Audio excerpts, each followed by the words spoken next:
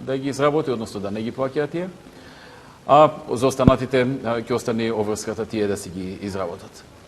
Може би некој ќе рече дали е тоа потребно. Потребно е, бидејќи без елаборат не може да се знае каде, на кое место, што треба да се легализира.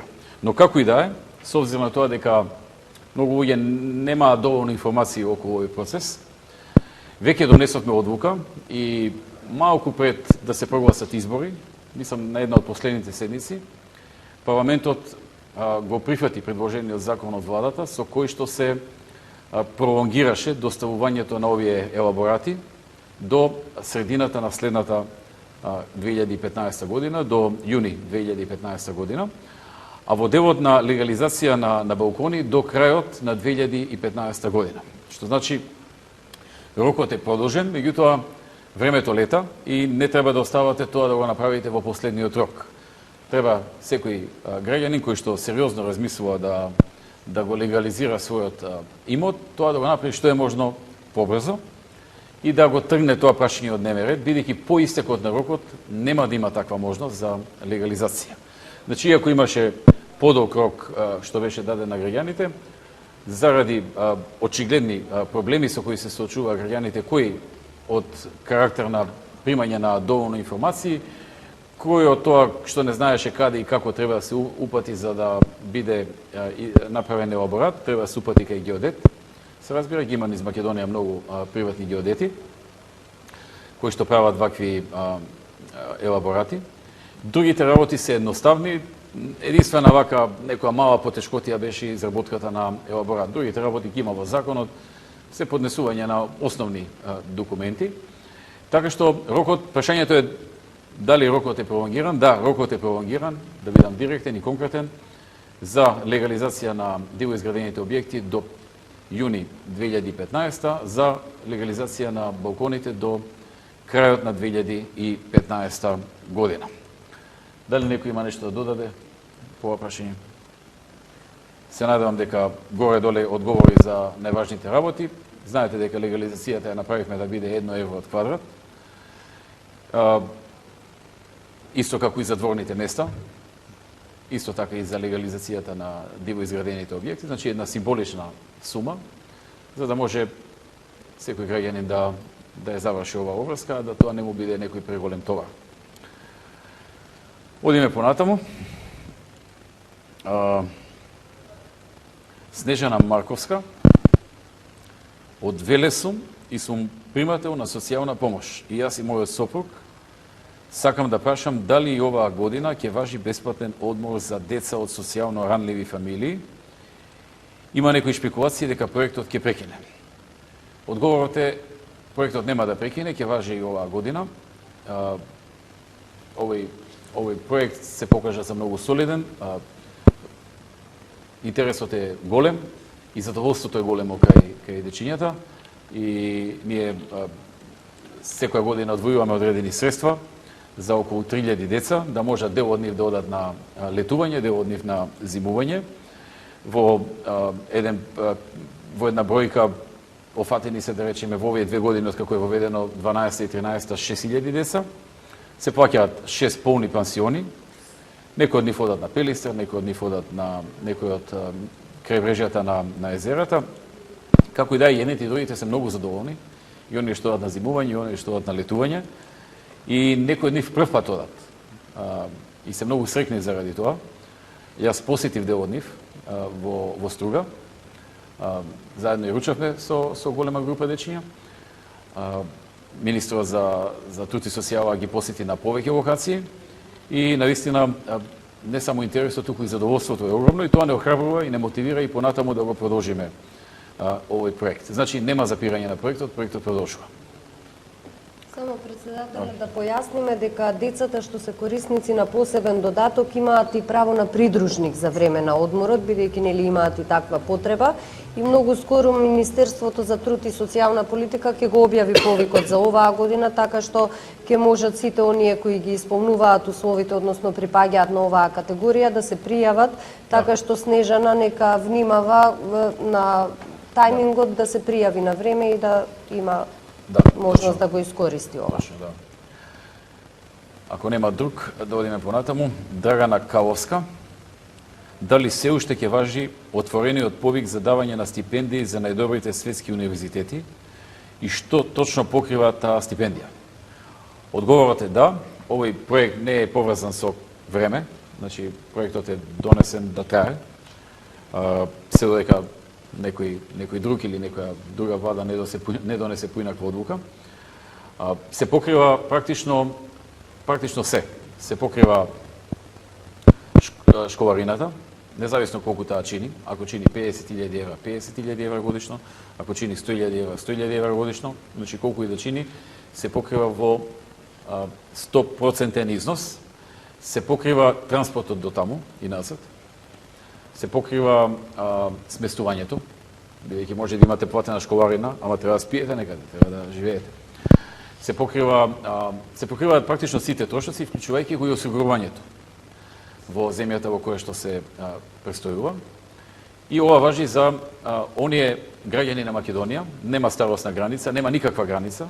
Секој граѓанин кој што ќе биде примен на еден од 100 универзитети кои што според Шенгајската листа се 100 прво рангирани на листата на Универзитетот во Шангај, а во делот на технички науки 200 највисоко рангирани. Секој граѓанин што ќе биде прифатен на некој од универзитети, практично автоматски го добива ова право. Независно од неговата социјална состојба, дали е побогат или е помалку богат, независно од било што друго. Тој практично само треба да истера постапката во Министерството за образование, да ги поднесе документите, да поднесе потврда дека е примен на соодветниот универзитет, каде што конкурирал, и потоа државата све презима. Значи, тоа важи за универзитетите кои што се 101 рангирани и 201 рангирани во техничките науки согласно ранг листата на, тоа е најпознатата листа во светот за рангирање на универзитети на универзитетот во Шангај. Она што е обврска на оние кои што е користат стипендијата е по завршувањето на школувањето, независно дали тоа додипломски, постдипломски, докторски студии, специјалистички за лекарите. По завршувањето на студиите, тие се обврзани да се вратат во земјата и да потрошат, да живеат тука, да потрошат 6 години во Македонија, минимум 6 години, или, доколку не го направат тоа, да 10-кратно го вратат износот што државата го плаќава за нив во текот на целото школување. Значи, нашата намера е да ги задржиме луѓето да се вратат тука со силни дипломи, со силно знаење, да им овозможиме да дојдат до тоа, меѓутоа да ги вратиме во земјата. И кога ќе се вратат во земјата, тие може да бираат дали ќе работат во државниот сектор или во приватниот сектор.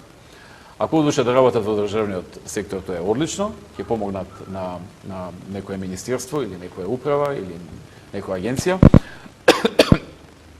Ако пак се одлучат во приватниот сектор, и тоа го гледаме исто така позитивно, затоа што со тоа знаење, со тоа искуство, тие луѓе ќе отворат компанија, ќе отворат фирма. Веруваме дека со тек на време ќе почнат да отвараат и работни места за други луѓе, ќе вработат и други луѓе. Значи, како и да е, општеството ќе има придобивки од овие луѓе. И тоа е, отприлика, тоа се работите.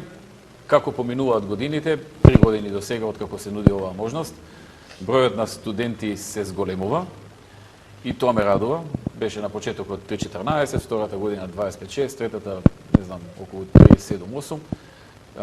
Ниеден не е одбиен, секој што влегол во овие услови му е дозволено такво нешто.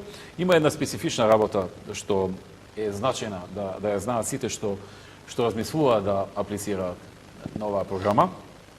А тоа е можноста да по завршувањето на студиите, доколку најдат работа во една од топ 500 согласно Forbes компании, може да останат да работат до 3 години, при тоа да не се обврзани да ги враќаат парите што државата ги дава за нив, но потоа после 3 години, ако евентуално и тогаш ще да останат, тогаш би морало да се раздужат кон државата. Зошто е ова направено? Затоа што веруваме дека ако некој се вработи во топ 500 Fortune, не Forbes, него Fortune, тоа се најсилните компании на светот, дека тоа е како да ако работи 3 години таму е како да заврши уште еден факултет, а можеби посилно од тоа. Тоа искуство што ќе го стекне во топ 500 на Fortune компании е можеби подрагоцено отколку целите студии што ќе заврши или еднакво драгоцено. Ова едното е теоретско учење, другото е искуство. Така што доколку се најде во таква компанија работа, државата ќе има толеранција до 3 години да го остави студентот да остави да работи во таква компанија, а потоа да се врати или 10-кратно да ги врати средствата што државата ги вложила во него. Мислам дека е фер тоа. Дали имаме нешто плюс околу? Од она што го разговаравме, само ви дополнил дека единствено Јапонија нуди ваков сличен пакет, исклучително држлив пакет за стимулирање на образование на врвни универзитети. Многу значајно. Да имаше порано ваква можност? Колку ќе го искористите тоа? Веројатно многу минави поминаа низ ова. Нема, ова е 3 години сега, од пред 3 години е. И продолжува понатаму. Значи нема рок, продолжува и во следниот период. Паралелно сакам да кажам дека направивме еден чекор за оние што имаат интерес да студираат на странски универзитети. Во минатото и сега има многу стипендии што ги даваат амбасадите. Меѓутоа никој не знаеше какви стипендии даваат, кому ги даваат, кои се условите. Некако се беше тивко, нетранспарентно, не во смисла нетранспарентно дека некој сакал да скрие, но немаше реклама за тоа. И во тој контекст предложивме една соработка, се вклучи македонската телевизија во таа соработка, со која што оние стипендии што ги даваат други држави да бидат по 15 на 20 дена објавувани на државната националната телевизија, јавниот сервис МТВ, за да можат сите заинтересирани кандидати да видат и да се пријават. И еве како што веројатно се забележале, деновиве има доста такви огласи на државната телевизија, спотови, со кои што се кажува колку Кина носи, дава стипендии. Сега Кина дава и за традиционална кинеска медицина, но не само за тоа, и за други науки. Колку Русија дава. Русија, откако виде дека сега се зголеми интересот, а се зголеми затоа што луѓето слушнаа за тоа. Преходно не се знаеше каде има можности, какви можности има. Од 10 стипендии годишно го зголеми на 60 стипендии годишно. И тоа е одлична можност, особено за оние што сакаат да одат за технички науки, за енергетика и имаат силна дипломатска школа исто така, за било кои други науки имаат доста добри школи. Словачка отвори таква можност, Унгарија, Фулбрајтовите стипендии се објавуваат исто така на националната телевизија за во Америка студирање. Така што и ќе се практикува и понатаму со други амбасади кои што ќе даваат такви стипендии, да луѓето знаат, да бидат свесни за можностите. Дека има можности, бидејќи досега не беа свесни за можностите. Можеби некој ако случајно дознае преку некој роднина, пријател, комшија што работи во некоја амбасада, па ќе искористеше некоја стипендија. И најчесто стипендиите остануваа неискористени. Значи даваа 10, а искористени 2. Ете, тоа е отприлика ова околу стипендиите во странство. Да видиме што друго имаме. Никола Стефановски. Впечаток е дека оваа влада работи на полето на инвестиции. Дали може да се очекува некоја нова инвестиција, како онаа што ја најавивте за во Кичево? Одговорот е да. Еве вечера на митингот во Скопје објавивме нова инвестиција.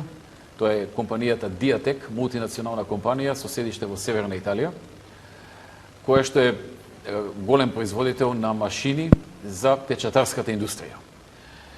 Тие донесо одлука да отворат фабрика во Македонија, го одбара Скопје, зоната во Скопје за место, каде што ќе ја градат својата фабрика.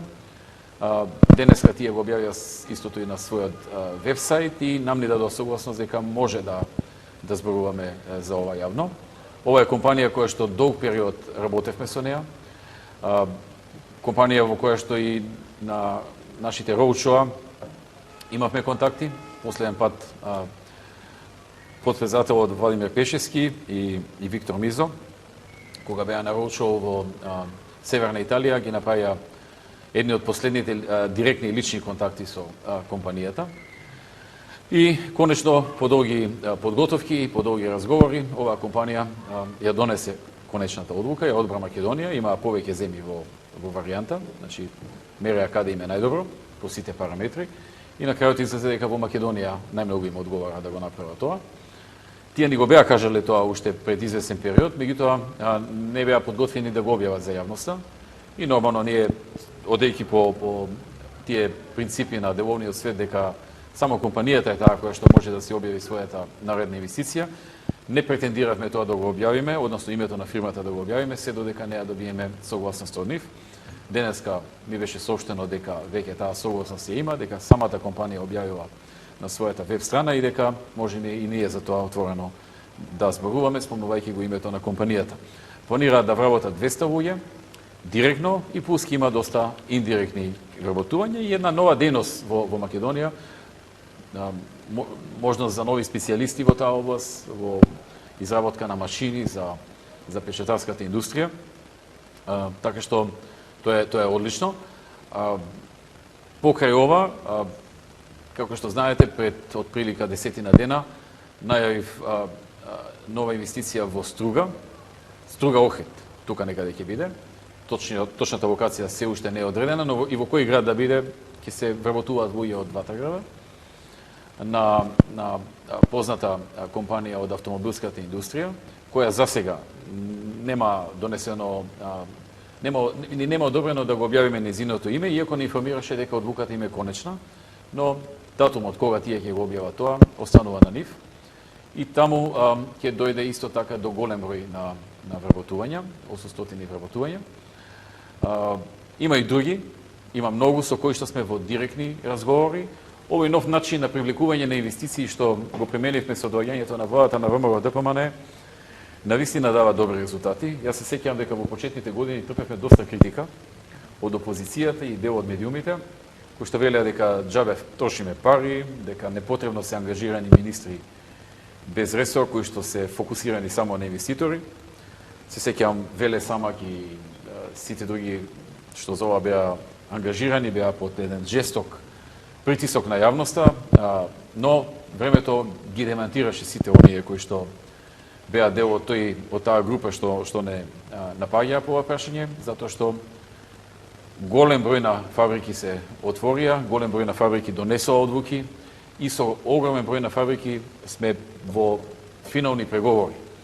Обично тие фабрики и тие компании разгледуваат повеќе земји и си прават некоја собствена евалуација согласно нивните потреби, во која земја најмногу им одговара. И можам да кажам дека во моментот сме во преговори со многу од нив. Јас уште во моето новогодишно обраќање најавив дека годинава би требало да имаме над 20 компании кои што ќе објават инвестирање во Македонија и ќе инвестираат во Македонија, некои од нив во првиот дел од годината, некои во средината, некои на крајот, некои можеби ќе стигнат и да градат оваа година, некои можеби почетокот на следната ќе ја почнат градвата, но како и да е, важно е дека одлуката е донесена и следува реализација. Она што исто така важно е што добар дел од нив почнуваат прво во така наречени brownfield инвестиции, односно во затворени хали, кои што веќе постојат, додека да ги изградат своите фабрики. Значи им се брза, имаат нарачки, не сака да го губаат времето, наоѓаат некоја слободна хала во Македонија, почнуваат производство, така ќе биде сега и во Кичево со Key Safety Systems, тие ќе почнат во едно или во две простори во Кичево, додека не изградат својата фабрика во слободната економска зона во Кичево, каде што паралелно се гради и слободната економска зона и сега ќе почне да се гради и фабриката. Некои пак преферираат прво да изградат фабриката, некои најмуваат простор додека градат фабриката, како и да е. Работите на овој план одат во една добра насока. Разговараме со компании кои што имаат намери да инвестираат во различни делови на земјата. Например, водиме во моментот разговори со една крупна компанија за огромна бројка на вработување. Не би сакал да одам во детали, затоа што може да се изјавува работата, да не биде, иако е во некој сериозен финиш, која што би одела во североисточниот дел на државата. Се надам за некои 10 до 20 дена ќе имаме поконкретен резултат со нив. И со многу други. Значи, поделени сме, секој од нас си има своји задолженија, работиме тимски, но и индивидуално. Повеќе луѓе се ангажирани на оваа работа. Еден е да речеме Виктор Мизо со технолошко-индустријски развојни зони. Второ е да речеме Агенцијата за привлекување на инвеститори со Висарфида и со целиот тим во самата агенција и со целата мрежа што ја поставивме на промотори, на инвестициони промотори во 30 земји во светот. Понатаму тројцата министри без ресор, но всушност со единствена задача да работат на привлекување на инвеститори. Тука сме и сите други. И јас лично, и министрот Ставревски, и подпредседател на владата, подпредседателот Пешевски, секој еден кој што на било кој начин може да помогне. Иво Ивановски се вклучи сега скоро во учоата, Миле Јанакиевски, Никола Поповски ги користи приликите кога патува за политички работи да посети некои компании, да ги убеди да дојдат во Македонија. Така што голем тим е во прашање, голем ангажман. Промотерите да ги спомнав. И со голема динамика и со голема посветеност се работи. Практично тоа ни е главниот проект. Клучниот проект ни е тоа, можам да кажам. И тоа е најголемиот проблем во Македонија. Значи, клучен проект треба да биде тоа што е најголем проблем. Најголем проблем во Македонија е невработеност и нормално е дека клучен проект на владата треба да биде решавање на таа невработеност. Дали имаме нешто да дадеме? Само бидејќи беше прашањето исто за Кичево, дека не само странските инвестиции, туку и некои планирани домашни инвестиции, како што е Бошков мост, хидроцентралата, која што треба сега наскоро во текот на следниот месец да се отворат понудите и да се одбере изведувач. И важно ќе биде и за Кичево и за Дебар, за тој регион, изведбата на овој проект те значат дополнителни вработувања. И самиот автопат кој што се почина Кичево-Охрид, веќе и македонските и кинеските компании кои што работат на изведбата на овој автопат објавија огласи за градежни работници, инженери и други стручни лица кои што ќе им бидат потребни. Мислам дека бројката беше од прилика 600 вработувања, при што за тие кои што се со средна стручна спрема, платата за време на ангажманот на градбата на автопатот ќе изнесува некаде од прилика 17-18 денари, додека за оние кои што се со факултет, висока стручна спрема, платата ќе изнесува од прилика 24-25 денари. Интересно да се спомне дека овие нови фабрики што дојдоа, Дайсермајер и некои други, имаат политика на почетокот да одат со пониски плати, а подоцна постепено да ги зголемуваат во првата година или година и пол. Тоа е нивна политика. Почнуваат со многу ниски, а потоа постепено ги Штом се покаже човек, штом видат дека има потенцијал, доста брзо овозможуваат напредување и веднаш потоа може да се добие повисока плата, така да тоа е стратегија што имаат сите глобални компании. Но ако може на дополнување исто во тој дел, значи секоја од овие фабрики што е дојдена во Македонија подразбира 2, 3, 4, па и како што кажавте 5 години за некој да се работи додека ги убедиш да дојдат. Второ, кога сакаме да ги убедиме да отидат во региони што се помалку развиени, на што исто многу работиме, дополнително време треба и за тоа. Така да нас ни е посебно драго да кажам во економскиот тим на владата кога ќе успееме некоја фабрика да инвестира во регион што е посебно неразвиен, кај што има поголема невработеност, каде што младите имаат помалку перспектива, бидејќи со 4000 вработувања во Кавадарци или со 1500 вработувања во Кочани или Демирхисар, каде што имавме руска инвестиција, се задржуваат, луѓето се наоѓаат работа, имаат перспектива и тоа овозможува да речем да се намали сиромаштијата во тие региони и ние ќе продолжиме со таа политика. Имавме и во овој период успех во привлекување на инвестиции скоро во сите градови во Македонија каде што или има зона или почнува да се гради зона. Така да оваа цела стратегија да има инфраструктура кај што ја нема да се влезе во постоечка хала па да се префрли фабриката потоа во зона и упорноста што ја покажуваме, мислам дека веќе се гледаат на терен во сите региони во Македонија, а и вкупните бројки, ако се спореди и ако се погледне резултатот наш во овој дел, 1.871 милион евра е вкупниот износ на странски инвестиции што сме успеале и во вакви кризни времења кога беше светската и европската криза да ги донесеме во Република Македонија. И како што беше кажано од премиерот, ние максимално ќе се фокусираме на ова и во следните години, бидејќи кога имаш па некои големи глобални компании, тогаш и други ќе се решат на некој начин да го следат тој пример и помали компании, нивни снабдувачи да дојдат во Македонија. И многу е значено што добар дел од нив прават реинвестирање, значи градат втора фабрика. Технокол се гради втора фабрика, Johnson Controls две фабрики направи, Продис најави сега за април-мај да почне втора фабрика. Johnson Matthey изгради втора фабрика. Ванхол размислува за втора фабрика. За втора фабрика, ова е за автобуси меѓуградски, а размислува за градски автобуси да направи. И тоа нема одлука се уште за тоа. Се уште се во фаза на анализи. И добро е што почнаа и од многу различни сектори да доаѓаат. На почеток беа повеќе од автомобилска индустрија, што не е лошо. И тоа има и од други. Последната Ендава, да речеме, што објави 450 работувања, софтвераши, инженери, IT инженери. Тоа е одлична работа. Они, например, планираат покрај овие 450 што во рок од 3-4 години ќе ги работат во канцеларијата во Скопје, во втора фаза, значи после 3,5 до 4 години, да се прошират во внатрешноста на Македонија и да стигнат вкупно до 1000 вработувања. Така што добро е кога има за различни сектори, за различни струки, за различни степени, односно видови на образование, за секој на некој начин да си најде шанса. Работиме на една компанија од Русија да дојде да изгради фабрика во Крушево за доматно пире. За сега сме на договор, да речеме, дека по изборите ќе се пријават на конкурс на кој што треба да им се понуди земјиште. Ако тоа се реализира, ќе биде одлично, затоа што Крушево нема такви можности. И на многу други, сега да не ги спомнуваме сите, но од различни области ги има. Тоа е многу важно. Исто медикал, например.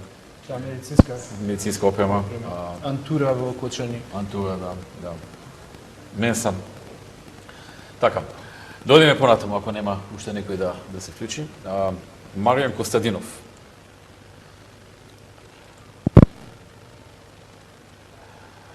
Владата имаше прес на кој се кажа дека е започнат процес на верификација на лабораториите и дека по завршувањето на тој процес во тие лаборатории ќе може да се прават тестови на производи и тие тестови да бидат релевантни надвор.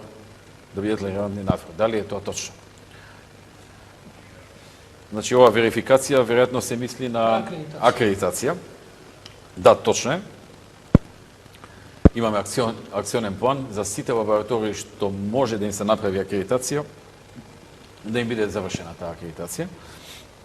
Истовремено ги охрабривме сите оние универзитети и факултети на кои што владата им даде, им купи и им ги даде на располагање лабораториите, да работат на нивно максимално комерцијализирање. Да даваат услуги на приватниот сектор, кој што во моментот користи во странство. Со тоа и приватниот сектор ќе дојде до услуги кои што се поблиску тука во земјата се, веројатно и поевтини отколку да одат во Германија или во Словенија или во Бугарија. И истовремено самиот универзитет или болница или кој да ги користи тие лаборатории ќе има приходи, кои што приходи може да ги инвестира во некоја друга лабораторија што ја нема или во некои апарати или во нешто што им е потребно. Така што но за да се направи тоа, многу е значено да помине процесот на акредитација. Ние на влада никога направивме еден акционен план, го задолживме и министерот за образование. Мислам дека неколку до сега веќе се акредитираа лаборатории. 5 сам акредитирани, да, 40 се во процедура. 40 се лаборатории во процедура на акредитација, инаку имаме до сега набавено 80 лаборатории низ цела држава во различни области, и во областа на здравството, но и во сите други области, и во областа на машинство, IT област, во областа на електротехника и така натаму. И практично она што е многу значено е да можат да се користат да ги користат фирмите, но со тоа се добива и уште една цел. Професорите кои што работат на тие испитувања практично и истражуваат. Потоа тие истражувања може да ги користат за докторати, за научни трудови и така натаму, нешто што па во Законот за високо образование го ставивме како обврска за професорите за нивно унапредување на научен план. Така да очекувам од овој проект да има бенефит на повеќе различни нивоа и од аспект на фирмите, кои што ќе може да ги прават испитувања во Македонија и не само да даваат помалку пари, него испитувањата да ги прават и побрзо, а со тоа да добиваат на време и на кое што е значено во процесот на производство, но исто така и да се користат и во други процеси, како на пример при увоз на репроматеријали. Ако се сеќавате на Комитетот за здравје и животна средина, донесовме една одлука да се прават испитувања на пластични шишиња кои што се користат за пиење вода. Донесовме одлука да се прават испитувања на сите садови кои што се користат во домаќинството, така да овие лаборатории ќе може да имаат многу по-широка примена и очекувам да носат покрај приход за установата, да носат и можност за научно-истражувачка работа и развој. А средствата па кои што ќе ги добијат може да се користат повторно за научно-истражувачка дејност и за обнова или евентуално и за нови лаборатории. Добро. Друг да има нешто? Нема. Одиме следното прашање. Славен Николовски. Тој или вака не успеал во предвидениот рок да извршам приватизација на дворното место од Радишани. Постои ли опција сега да го направам тоа? Постои опција. За оваа работа неколку пати пролонгиравме и последното, и конечно, после ова веќе нема да има пролонгирање, е до ноември 2014 година, значи нема уште многу време, има уште неколку месеци. 160.000 граѓани до сега го искористија ова право. Така беше тоа? Да, 160.000 граѓани поднесоа барање и го искористија правото со по 1 евро по квадрат. И може би еден од најпопуларните проекти, бидејќи граѓаните со ова можат за малку пари да се станат стопани на своето. Инаку, овој проект, идејата за овој проект дојде од една трибина во Драчево. Не се сеќам дали беше 2008 некаде. Се собра доста луѓе во еден објект во Драчево, не знам, имаше сигурно 1000 луѓе. Една голема група од нив почнаа да зборуваат за ова, да кажуваат дека имаат проблем долгогодишен, не може да си ги легализираат ворните места, не може да прошират куќа, да доградат, да имотни листови да извадат, да продадат и така натаму. Прво ми беше чудно мене малку, бидејќи јас не сум живеел во куќа, во стан живеам цело време и не сум се соочил со таков проблем. На почетокот така ги земав со една полеснотија, после кога видов повеќе од нив се јавуваат, говорат, објаснуваат, сватих дека е сериозен проблем и дека треба да бараме решение и не бавме решение. 1 евро, метар квадратен. Ноември 2014 е последниот рок. После тој нема продолжување, така да, искористете си го тој рок. Да, вака се зголемува вредноста на земјиштето практично. Тоа е најмногу што им помага на луѓето, бидејќи штом има имотен лист на тоа земјиште, човек може да го искористи земјиштето за прво да го даде на синот, на ќерката, на наследниците, значи еднаш за секогаш да им остави нешто во аманет. Второ, ако сака кредит да земе во банка, ако си го приватизира земјиштето и на негово име, тогаш може како хипотека да го искористи и за тоа може понатака да надградува куќа, да доградува, да дига уште еден кат, два ката и тоа е она што е највредното во овој проект, така може да се направи за само 1 евро по квадрат, што значи да речеме 400-500 квадрати, ако е двор, 400-500 евра, навистина е една многу поволна ситуација и затоа апелираме уште еднаш да сите да искористат оваа шанса, значи 9 месеци се дадоа со ова пролонгирање, тие истекуваат во ноември оваа година и верувам дека ќе има уште неколку илјади лица што ќе се пријават. Добро. Друг некој нема. Следниот е Трајче Мирчев. Вели вака. Од Гевгелија сум, имам мала фирма за компјутерски софтвери. Правиме чипови, програми, различен софтвер. Слушав дека владата кажа дека наскоро ќе почне да работи фондот за иновации, кој ќе дава подршка за пронајдоци. Бидејќи јас се занимавам со таква работа, која вклучува иновации, може ли да ни појасните кога ќе почне да работи фондот и каква помош може да очекуваме? Значи вака, фондот веќе почна да работи, тоа е ново формиран фонд. Идејата дојде откако пред неколку години формиравме комитет за иновации, во кој што комитет беа вклучени голем број на луѓе, работевме на многу седници и по известно време донесовме план за изработка на стратегија за иновации на Република Македонија. Таква стратегија се изработи и еден од клучните елементи на таа стратегија беше дека е потребно да се направи фонд за иновации и да се стават пари во него, за да може со тие пари да се поддржуваат луѓето кои што прават иновации. Сето тоа го изодивме, се направи закон за формирање на овој фонд, помина во парламентот, се донесоа сите подзаконски акти, се назначи управен одбор, се назначи директор на фондот, сега во текст се вработување на лица кои што треба да се работат во фондот и мислам дека некаде таму од крајот на јуни до септември ќе почне давањето на првичните финансиски инструменти. Има 4 финансиски инструменти преку кои ќе се обезбедуваат средства наменети за потикнување на иноваторската дејност. Дали некој нешто има да додаде по ова прашање? И средствата дека варираат, има мали пакети до 30.000 евра и има големи пакети од 100.000, 200.000, различни инструменти зависно од големината, обемот на компанијата и онолку што и треба за да развие производ или иновација. Да. Има кофинансирани грантови за почетни бизнеси, спин-офф компании, иновации до максимален износ до 30.000 евра, но има и други. Има За трансфер на технологии, например. Да. Тоа е прилично значено. Трансфер на особено во овој дел во кој има до 100.000 евра, има до 200.000, има до 300.000 евра, до 500.000 се извинувам. Последната група беше за овие акселератори, кои што на некој начин ќе бидат помагачи како консултантска куќа нешто од прилика на оној што има пронајдок. Затоа што може човек да најде пронајдок, а он да е некој физичар, хемичар и така натаму и нема искуство во комерцијализација, во отварање фирми, во продажби и така натаму и затоа е таа компанија замислена акселератор. Таа би била негов водич во тој процес. Значи, некој лице нашол некој пронајдок, никогаш не работел бизнис, фирмата акселератор го гледа пронајдокот, добива пари од фондот, значи фондот плаќа не само на иноваторот и на фирмата акселератор, која што седнува со пронајдувачот, работи со него, му формира фирма, се што треба прави околу комерцијализација, го заштитува, патентира пронајдокот, бара начин како да го продаде, како да го комерцијализира и за тоа добива пари од државата преку фондот за иновации. И она што е важно е дека распределбата на парите одлучивме да ги врши меѓународен борд.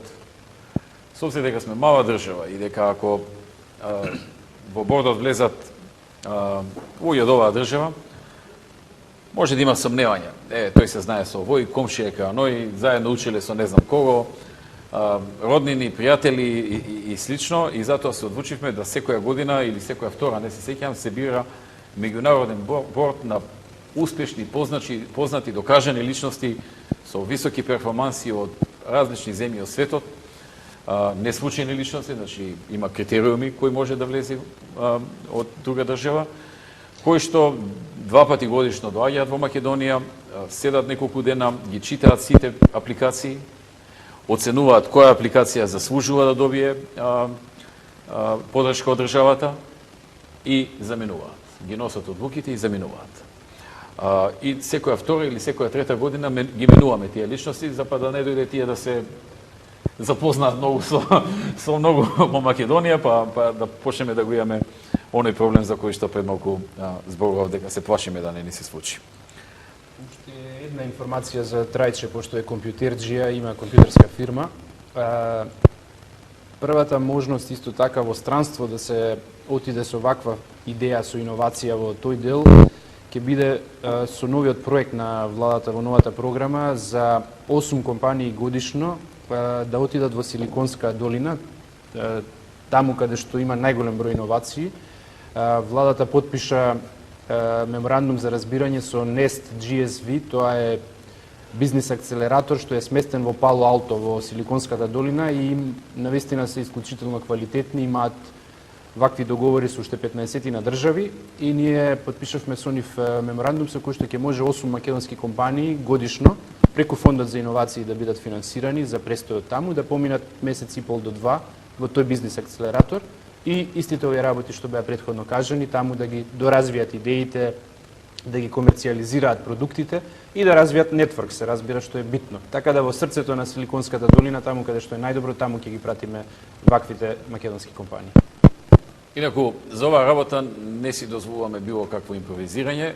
Ангажирав мој личен советник, топ консултант од Израел, човек во повозрастни години, кој што цел свој живот се занимава со иновации, со подршка на иновации, со комерцијализација на иновации. Човек кој што и во други држави бил консултант за формирање на вакви фондови, значи нема импровизација, се оди по пат кој што е веќе проверен, пат по кој што се знаат сите ризици и пат по кој што имаме очекувања што од прилика би можело да се случи. Тој доаѓа на состаноците кога имаме комитет за иновации, тоа е обично еднаш во 2 месеци. Имаме комитет за иновации, трае 5 сати, но исто така и во меѓувреме му праќаме по мејл прашања, ако изготвуваме закон, ако изготвуваме подзаконски акт, подзаконскиот акт, тој ни одговара, ни дава забелешки, ова ви чини, ова не ви чини, таа и таа земја сгреши што вака направи, немојте вие да сгрешите, направите така. Така да патот годиме со еден водич кој што овие работи ги има во мал прст и точно знаеме што правиме. Така што се надевам дека сето ова ќе резултира со позитивни работи, односно со добри иновации, поддржани од Фондот за иновации и комерцијализирани подосна, кои што ќе отворат нови работни места. Одиме понатаму. Следно прашање. Потекнувам од дом Дејан Икономов. Потекнувам од дом за деца без родители. Го напуштив домот и сега имам доделено стан на користење. Имам многу познаници кои се помали и кои се уште подгрижа на домот. Сакам да прашам дали овие права кои ни ги додели владата ќе продолжат да важат и понатаму за нив. Одговорот краток е да, ќе важат. И не само што ќе важат, туку ќе се унапредуваат. Вечера баш на митингот во Скопје објавив и дека ќе има 25% зголемување на средствата што се дава на децата од дом кога го напуштаат домот. Инаку, јас сум човек кој што е израснат во близина на дом за деца без родители. Јас 20 години живеев во Капиштец, во зградата веднаш до домот за деца без родители, тука кај игралиштето, кај Балива и кај 511, и практично секој ден се среќавав со нив, игравме кошарка заедно, разговаравме, ги знам од прва рака што се вика нивните маки и проблеми.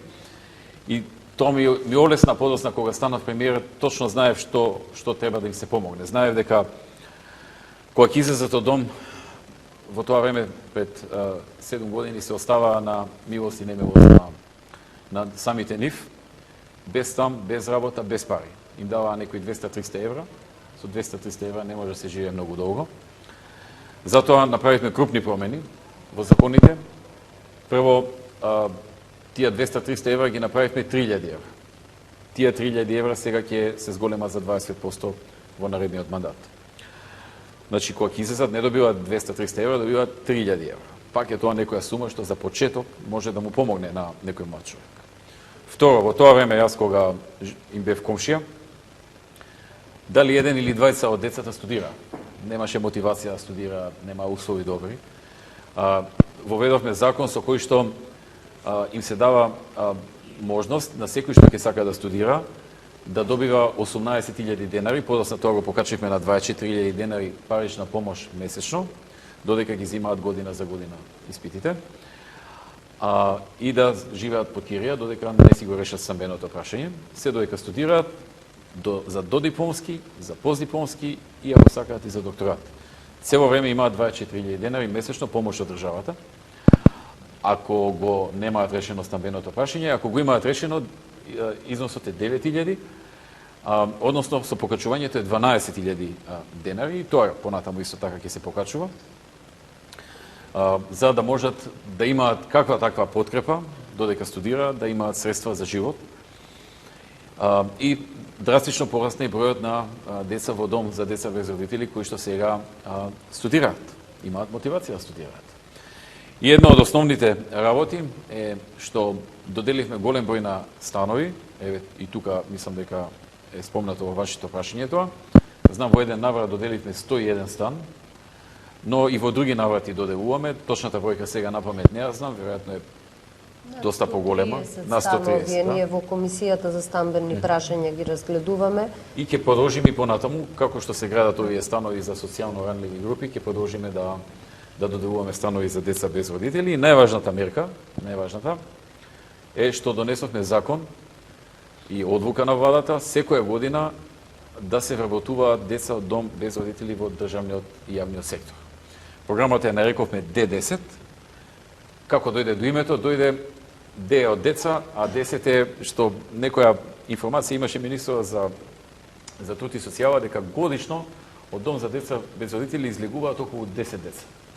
Меѓутоа ние не вработуваме сега во оваа фаза по 10, туку многу повеќе, затоа што од минатото многу што не се вработиле, сега се вработуваат и мислам оваа година 83 дека вработивме. До година ќе продолжиме и секоја година понатаму ќе продолжиме, додека не се пополни бројот на тие што во минатото излегле од дом, а немаат вработување. И секоја година ќе се вработуваат и тие што во таа година излегуваат од домот, дали се 10 или 12 или се 9, се едно, за нив државата ќе обезбеди вработување. Од прилика тоа се неколку позначени работи кои што се надевам беа доволни за Дејан Икономов. Едно појаснување за Дејан и за другите деца што се без родителска грижа и што се заинтересирани за меркиве. Во неколку наврати ми се случило да прашуваат околу вработувањето, бидејќи тоа се спроведува централно.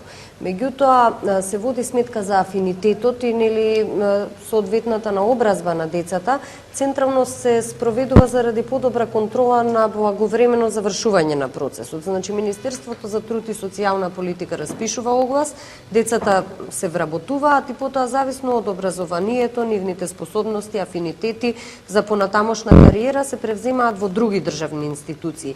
Така што да ги охрабриме да аплицираат на овие огласи, затоа што тоа не значи можеби некој нема афинитет за во Министерство за труд и социјална политика, но не значи дека таму ќе остане. Имаше, еве конкретно јас како министер за внатрешни работи превзедов неколку од децата и сега веќе си работат во Министерството за внатрешни работи. Покажа интерес, исполнија услови, имаше други кои поминаа во други институции, така што водиме и тука сметка сепак тоа да биде продуктивно вработување и да бидат мотивирани да напредуваат во кариерата, заради тоа што нели целта на меркиве не е само формално да задоволиме некоја бројка. Најважното од се со овие мерки е што тие целосно се интегрираат во општеството. Значи, основниве прашања им се решени. Стамбено прашање, вработување, а потоа, нели, зависно од тоа кој колку се залага, колку е мотивиран, напредува во кариерата, многу од нив веќе формираа семејства, што значи се сосема рамноправни граѓани на државата. Јас имам многу добро позитивно искуство така со земен вработен од труд и социјала. Одличен работник, меѓу другото ме научи Facebook да користам, така што тоа ми е плюс дополнителен. Океј, одиме на следното прашање. Мирко Ристевски. Мирко вика здраво. Здраво, Мирко. Јас сум од Битова, имам собствена пекара. Мал семеен бизнис со планови за проширување и ми се потребни нови вработени. Чув дека владата дава некој олеснување, односно субвенционира, доколку вработам лице корисник на социјална помош. Зашто станува збор и кои се моите обврски спрема тоа лице доколку го вработам?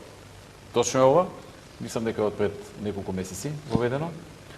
80% од социјалната помош државата ја дава на работодавачот, ако вработи лице примател на социјална помош во период од 2 години. Со обврска за плата на работодавачот, но да се конвертира во плата за 24 месеци.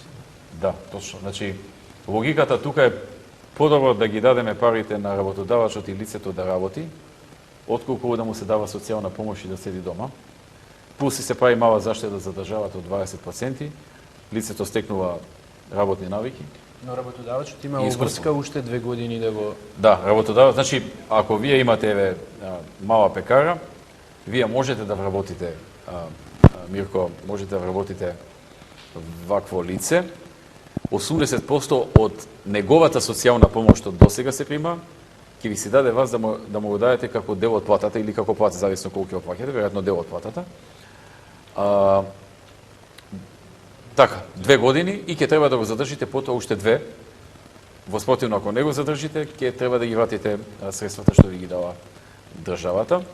Се разбира, ова важи за случаи кога ќе го отпуштите без да ги прекрши одредбите на Законот за работни односи. Доколку некој ги прекрши законските одредби, направи некоја голема беѓа и го отпуштите, во тој случај не треба да ги враќате средствата, меѓутоа доколку го отпуштите на начин само да се искористат тие 2 години и потоа да земете друг со социјална помош или нешто слично, во тој случај ќе треба да се вратат средствата на државата. Државата има регистар на вакви работи, ги следи и ќе ви чукне на врата, ако постапите спротивно на закон.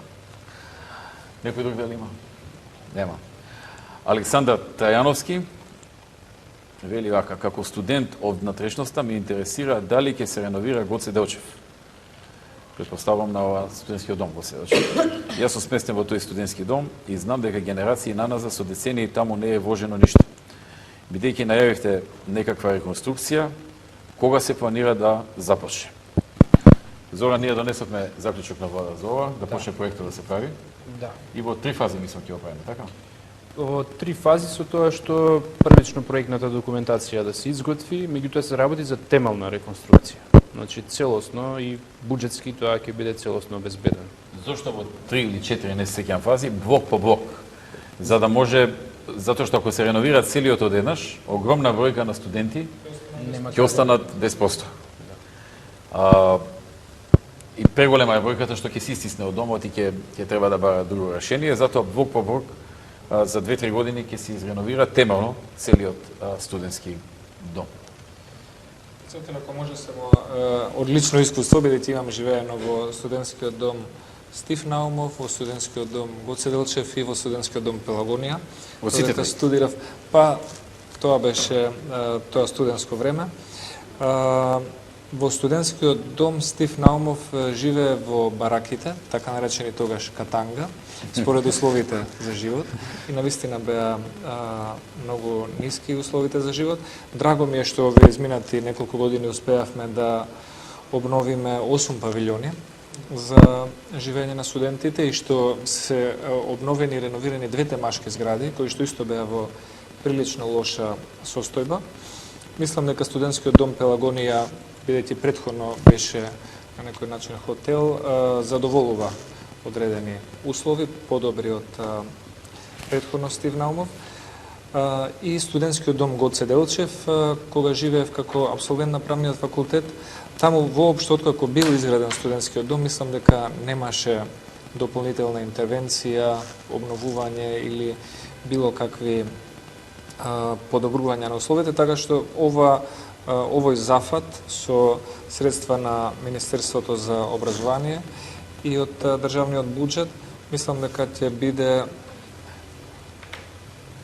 инвестиција во правилна насока и со самото тоа се покажува дека чекор по чекор, таму каде што неколку децении не биле направени било какви обновувања, за студентите ќе се подобрува квалитетот на сместување, особено за тие што доаѓаат од внатрешноста, бидејќи е поевтино и подобро да имаш колеги наоколу студенти и да живееш во студентски дом.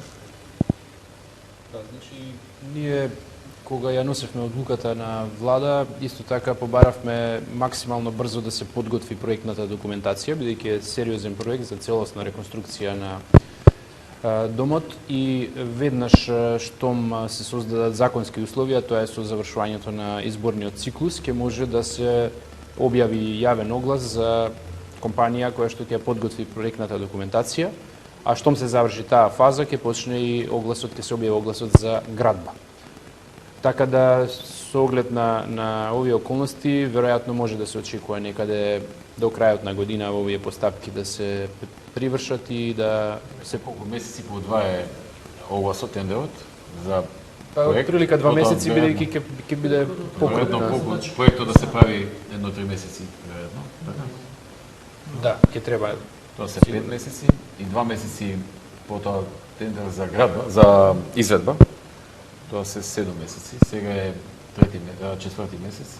Значи некаде на Некаде- почетокот на следната година би почнала реално градбата и ќе гледаме максимално брзо да биде, со тоа што веќе имаме нели со вас договорено и со министерот за образование да се стават доволно средства во буџетот за 2015 година. Да, и го за- ветивме во програма. За приоритет да биде. Во новата програма ветен овој проект. Со рокови со све. Да, студентите се во право и ние како влада секогаш ги слушаме граѓаните, имаме разбирање за тоа и сметаме дека во оваа ситуација треба да се најбрзо што е можно да се пристапи кон изградбата. И кога сме веќе кај студентите, ако дозволите, може да се каже збор 2 за оној проект кој што овозможува на студентите во текот на месецот да имаат бесплатен превоз. Затоа што студенти кои што доаѓаат од внатрешноста, но и студенти кои што живеат во Скопје, ќе биде значително леснување на нивниот студентски буџет, доколку можат да користат железнички, автобуски или друг јавен превоз во еден дел од месецот или во текот на годината. Еве сега со новата програма. Да. И новите проекти што ги понудивме и тоа и така работи. Да, тоа се два проекти практично. Едниот е еден бесплатен викенд во текот на месецот, од петок до недела, ќе можат студентите да патуваат со железница во два правци. И во четврток ќе имаат можност за бесплатен градски превоз во Скопје, како и бесплатен влез во театрите, во музеите, во киносалите и слично. Тоа секако ќе биде во поддршка на стандардот на студентите. Добро. Ако нема друг, да одиме на следно прашање, да убрзаме малце со повеќе прашање. Маја Катранушевска. Здраво, имам близок роднина кој треба да се лекува во странство. Слушнав дека партиципацијата за тоа е само 200 евра, а другите трошоци ги покрива државата. Дали е точно или грешам? Некој вела дека ова ќе важело само една година, односно дека веќе не важи. Одговорот е дека важи, ама еве да му дадам на Никола Тодоров да си ги каже прецизно работите. Да. Благодарам, точно е, важи, ова е мерка која што е донесена без временско ограничување.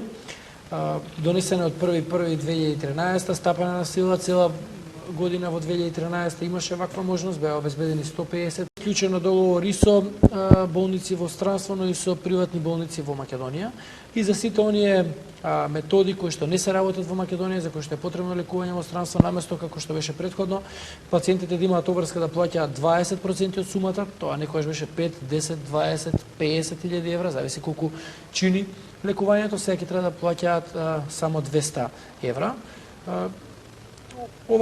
Минатата година беа реализирани практично сите барања за кои што лекарскиот конзилиум на првостепена и второстепена комисија одлучи дека може да има ефект од лекувањето и беа упатени на лекување во странство. Истото планираме да го реализираме и оваа година. Со тоа што да напоменам само дека во програмата имаме ветено еден проект за воведување на 100 нови методи. Идејата е да што е можно поголем број методи се работат во Македонија и што е можно помалку пациенти се праќаат. Тоа утривме фокус сега, да се обучат нашите лекари за колку е можно повеќе нови методи на лекување, на интервенции, диагностицирања и операции и слично. И да не мора луѓето да одат надвор. И да се малтретираат и пари да трошат, туку да имаме добро обучени лекари што тука го прават тоа. И во тој правец го сменивме и законот и уште оваа година 500 ќе мора да одат надвор.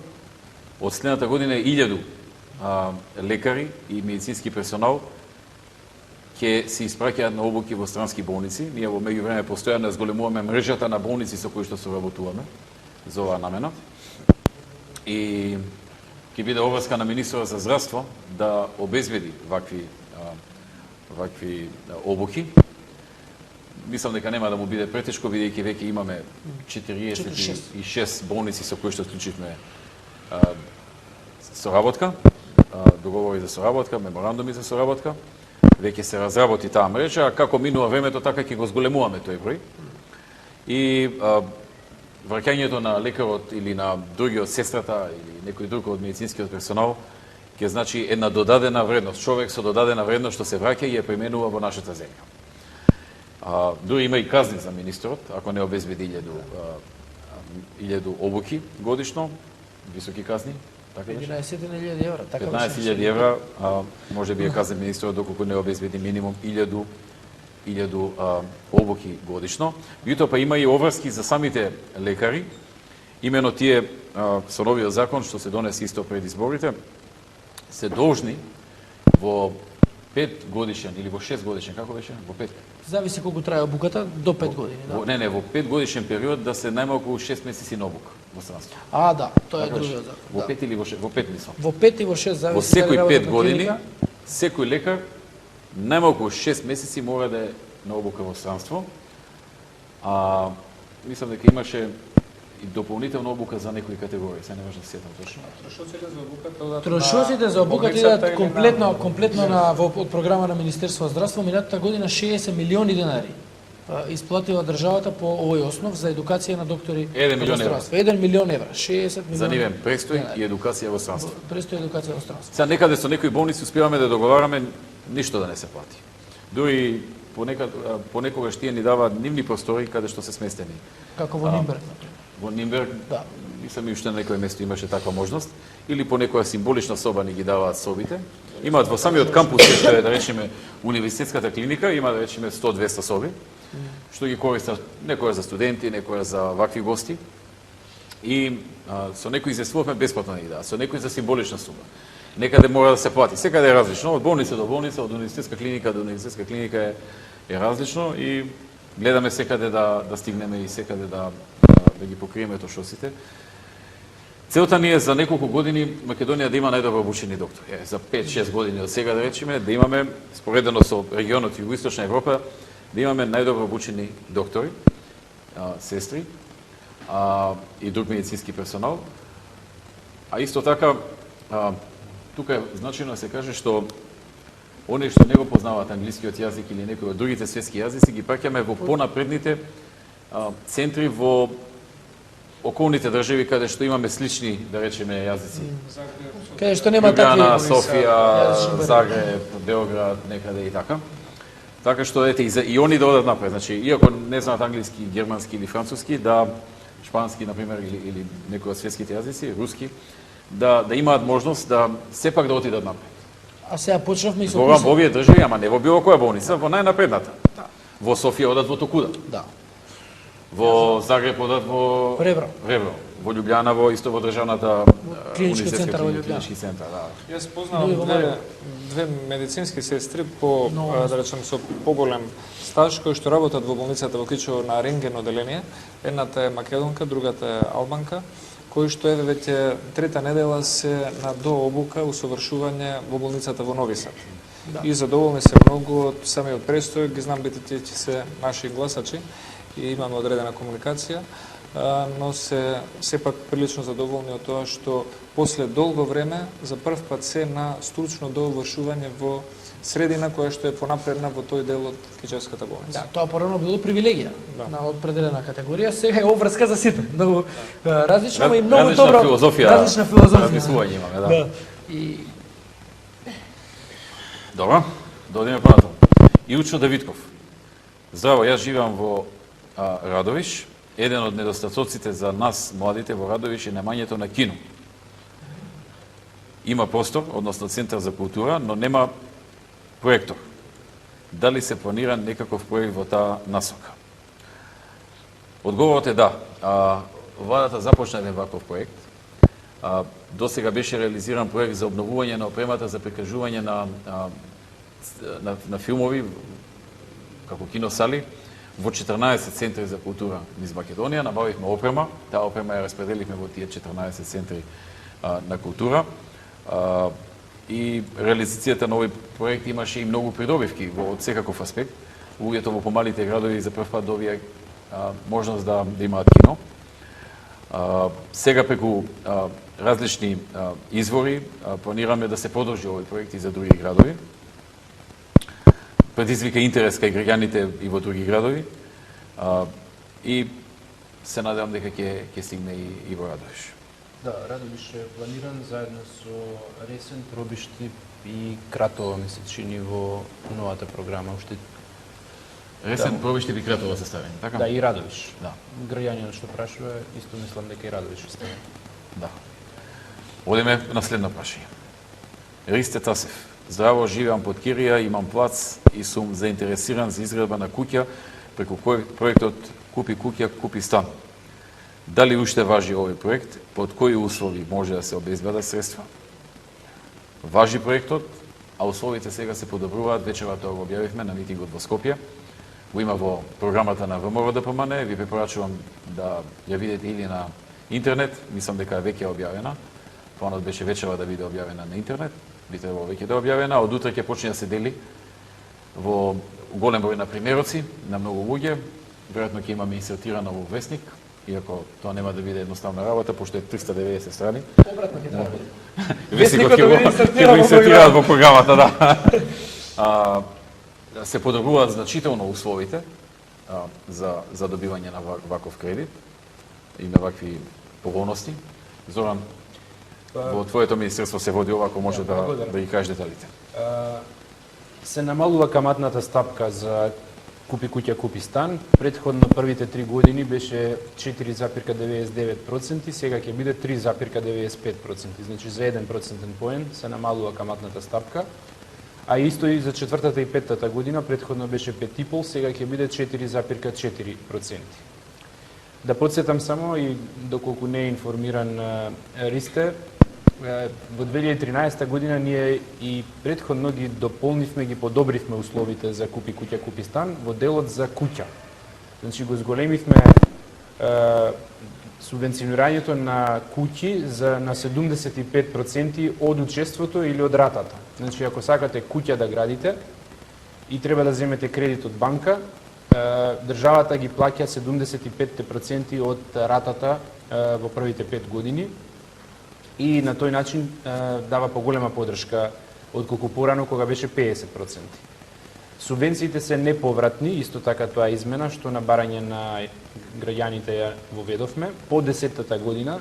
Значи ако некој после 10-та година пред време сака да го врати кредитот, субвенцијата е неповратна, може да си го врати кредитот кон банката, а субвенцијата не треба да ја враќа.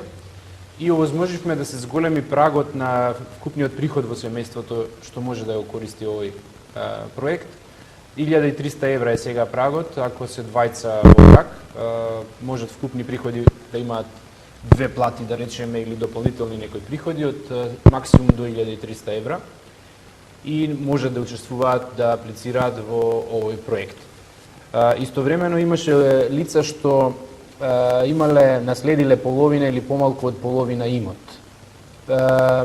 Порано се бараше да го продадат тој дел, па за да може да се смета дека немаат решено прашање и да може да учествуваат. Сега се избегна тоа, односно се укина тоа и лицата сите што имаат по основ на наследство стекнато 1/3, пример ако се 2 сестри или двајца браќа, тројца, односно, или ако се двајца до 1/2, ако е учеството, немаат обврска да го продаваат својот дел, можат да учествуваат.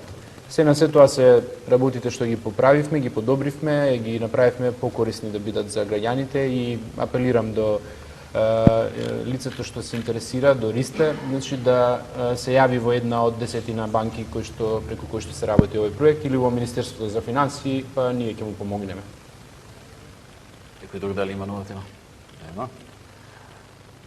Одиме следно прашање. Филип Талевски. Имам 26 години и веќе активно барам работа. Слушнав дека фирмите имаат некакво олеснување доколку работат некои до 29 години. Дали е точно и за што се работи? Точно е. И ова беше една од последните мерки што ги донесовме пред некој месец, пред да се распушти парламентот и веќе почна да се применува. Мислам дека 700 до сега, пред некој ден слушнав и на телевизија, кажа околу 700 до сега млади луѓе ја искористили оваа шанса, односно компанија ангажирале млади луѓе. Идејата што се спроведува е преточена во закон да за вработување на секој млад човек до 29 години работодавачот има ослободување од плаќање на придонесот за здравствено осигурување, пензиско и ова невработеност, осигурување за невработеност. Преходно веќе го бевме ослободили и од персонален данок на доход, така што вкупно со персоналниот данок на доход е 37% ослободување од бруто платата што работодавачот треба да ја даде за млад човек до 29 години кој што активно бара работа, како што е и Филип Талевски, како што тој се представил. Законот стапи на сила пред отприлика месец-два. Пред некој ден чув во некој од вестите на телевизиите дека веќе 700 до сега го користат млади луѓе во голем број на фирми, во голем број на компании. Мислам дека имаше некоја обврска, 12 месеци е можноста, ама после и 12 месеци мора да го задржи на работа, нешто слично како премалце што зборевме за она со вработување на луѓе кои што се приматели на социјална помош. Значи 12 месеци е оваа поволност за ако се вработи млад човек до 29 години, но потоа уште 12 месеци мора да остане на работа, да го задржи на работа, за да не мора да ги врати парите на државата. Исто имаме и флексибилни варијанти по пократки рокови. 3 месеци да се плаќа со 6 месеци обврска да го задржи или 6 месеци да се плаќа со 12 месеци. Да. Има различни опции зависно од потребите и на работодавачите, така да доста е добар интересот. За сега навистина позитивно сме изненадени од интересот на компаниите. Кратко време, нема цел месец од кога ја дадовме оваа можност и бројката од 700 вработени во овој период навистина е добра бројка. Одиме понатаму. Доктор Велковски. Јас се вработив во клиничкиот центар како доктор, многу актуелна на образбата и до обуката која се врши на медицински персонал. Дали се планира проширување на опсегот на таквиот проект? Пред малку се зборевме за тоа. Тоа е еден од многу значаен проект на кој посветено работиме. Никој имаш да доеш нешто за овој проект? Па, кажавме се 653 до сега доктори се пратени, 500 минатата година, оваа година почнавме исто многу активно. Минатата и оваа по 500, од до година по 1000. Од до година више 1000. Да. Тоа е сериозна бројка. За 5 години тоа е многу голема бројка и многу голем број од лекарите и медицинскиот персонал ќе имаат можност за обука во светски центар. Да. Или најмалку во најнапредните балкански зони кои што не познаваат странски јазик. Кажавме само дека, не кажавме, мислам, преска, дека и за тие што не познаваат странски јазик, почнавме курсеви за едукација. Да. На англиски и на германски, а треба да започнеме сега и на француски и потоа евентуално може и на шпански и на руски. Ќе видиме ако има интерес и за тоа. Така да тоа е новина која што требаше, сакам да додам тука. Одат во Нимберг, одат во Хамбург, во Италија, медикал центар во Лос Анџелес, одат во Хјустон, во Америка, одат во Колумбија, во Њу Јорк, Колумбија во Њу Јорк, Колумбија универзитетот во Њу Јорк, одат во Детройт, во Хенри Форд во Детройт, во Ан Арбор, уствари во Мичиген. Со Хенри Форд почна? Хенри Форд има мерџирање со друга болница и они во овој момент не може да примат, меѓутоа кога ќе заврши тој процес, веројатно дека повторно ќе може да имаме некоја соработка. Неодамна бевме и во Лондон, воспоставивме соработка со една од поголемите клиники таму, во Париз, во Брисел со 2. Мислам во Штутгарт исто подпишавте. Во Штутгарт подпишавме, сега треба да почне да се праќаат луѓе таму. Во Сиетл веќе тргнаа. Во Сиетл тргнаа, сега и од Сиетл беа тука. Сега и тоа го правиме, ги повикуваме тие дојдоа 4 доктори од Сиетл, посебно во делот на неонатална кардиохирургија која што ја воведуваме, така да двонасочна е комуникацијата. И тоа е многу добро кога нашите доктори ќе отидат во странство, таму креираат круг на познаници, на луѓе, колеги со кои што потоа продолжуваат да комуницираат и потоа тие па доаѓаат во Македонија. Во некои земји, на пример, им е дозволено да имаат интервенции. Да. Нормално во присуство на тамошните лекари и не веднаш, откако ќе се уверат дека добро работат.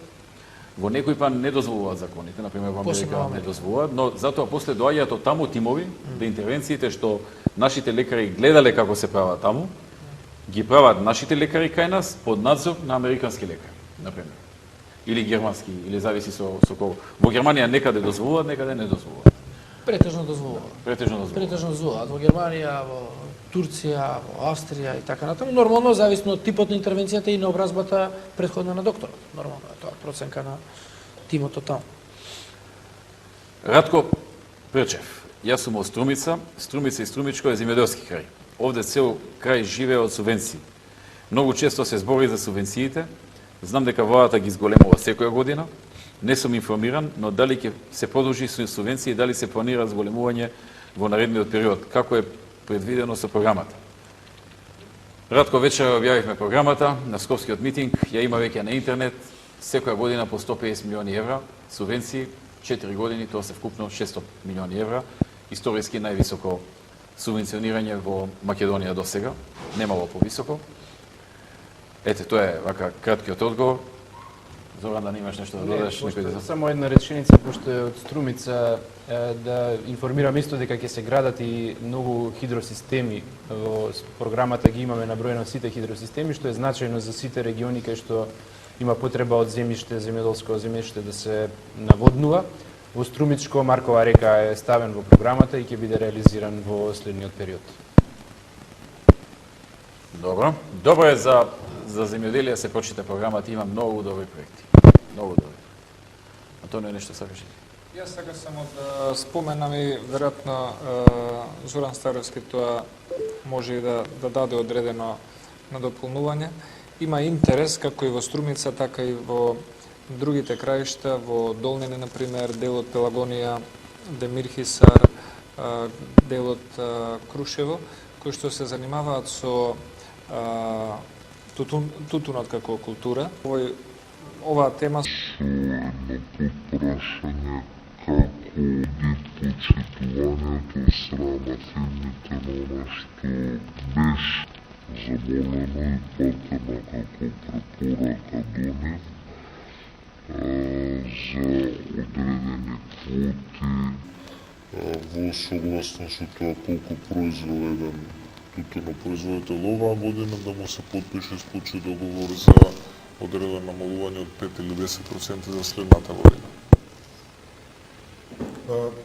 Вака, значи, состојбата околу потпишувањето на новите договори навистина е сложена. Откупните комбинати имаат мака, бидејќи уште од оваа година не им е допласиран тутунот, односно не можат да го извезат целосно, а треба да склучуваат договори за следната година. И има, за жал, зголемено производство и во други држави, а поборувачката е намалена. Значи, реално те имаат една тешка ситуација. Од друга страна и тутунарите имаат мака, бидејќи тие треба сега да склучат договори и првичните најави од откупните комбинати беа дека некаде и до 50% ќе биде намален откупот на тутун, односно договорите што ќе се случат за следната година. Ние како влада секако дека не седевме настрана, ги викнавме и представниците на тутунарите, но и откупните комбинати од прв до последен, сите што откупуваат тутун во Македонија. И побаравме од нив да го направат максимумот. Ако треба и да немаат профит во оваа година, да работат, што се вели, долгорочно да ги погледнат малку работите, имаат добар квалитетен тутун во Македонија, добиваат добра база, имаат и добра соработка со тутунарите, така да побаравме максимално што може да откупат тутун и направивме, тие позитивно првично одговорија на ова наше барање и направивме еден првичен договор за некаде во просек само 17%, велам само бидејќи споредено со 50% беше навистина значајно подобрување, во просек да дојде 17%, при што исто така побаравме тутунопроизводителите кои што произведуваат помали количини да бидат позаштитени. Значи, например, до 1000 килограми да нема намалување или да биде минимално до 5% и така натака за различни скали. И сега, рокот за склучување на договорите е некаде 10-15 април и почна да се склучуваат договори, меѓутоа на терен имаше реално ситуации каде што не одеше тоа така како што целосно, како што се договоривме. И јас повторно направив средба и со тутунарите и со откупувачите на тутун и се договоривме оваа работа да се забрза, да се испочитува она што го разговаравме на првичната средба И сега сме секојдневно во контакт и има известно раздвижување на работите, но ние ќе ја следиме максимално состојбата, нема да ги оставиме тутунарите на да бидат сами, да бидат без заштита од државата и ќе инсистираме, бидејќи откупувачите самите го прифатија тоа што се предложи, се изјаснија, јас ги прашав многу пати пред да го кажеме во јавноста дали можете ова да го реализирате и сите потврдија дека можат. Така да сега имаме договор да во следните неколку дена се забрза постапката на подпишување на договори, ако има потреба, нели ако се налага ќе дадеме и продолжување од неколку дена, меѓутоа да се заврши така како што се вети на тој состанок и јас верувам дека ќе успееме до крајот да истуркаме работава, иако велам не е едноставна, сложена и на двете страни има тежина. И затоа ќе работиме и со представниците на тутунарите, значи и со производителите на тутун, но и со откупувачите до последно за да се заштити интересот на тутунопроизводителите. Одиме понатаму. Валентина Миоска. Поздрав до премиерот, поздрав и од мене. Сакам да се обидам за инвитро процедура за второ дете. Колку ќе ме чини таа процедура? Никој ова е веќе од јануари е државата го покрива за второ дете. Да, бесплатно е за второ дете и веќе има 40 одобрено, 20 се во процедура. Од прилика имаме некаде околу 800 барања годишно кои што ги одобруваме за инвитро за прво дете. Првите години кога се отпочнал со овој проект имало околу 1500. Но она што е најзначено се каже дека никој досега не е одбиен поради било какво финансиско ограничување. Значи ако има, не знам, 800 сме рекле, а има 850, го прошируваме буџетот со дополнителни 50. Оваа година имаме предвидено голем буџет за оваа намена, некаде околу 150 милиони денари, затоа што очекуваме бидејќи повеќе прва година да има поголем наплив на барања. Да, на барања. Така да исто така и оваа година претежно ние не го ограничуваме бројот. Сите оние што се заинтересирани може да се јават да поднесат документи. Процедурата ќе се заврши брзо и е бесплатна. Добро. Имам две деца на различна возраст. Гордана Јоновска. Знам дека се обезбеди компјутер за секое дете, но сега кога помалото дете дојде на училишна возраст, компјутерите се стари и рокот на употреба надминат. Дали се планира набавка на нови компјутери? Да, сега во програмата тоа го објавивме, 300.000 таблет компјутери со тастатура ќе се набават во наредните 4 години постепено.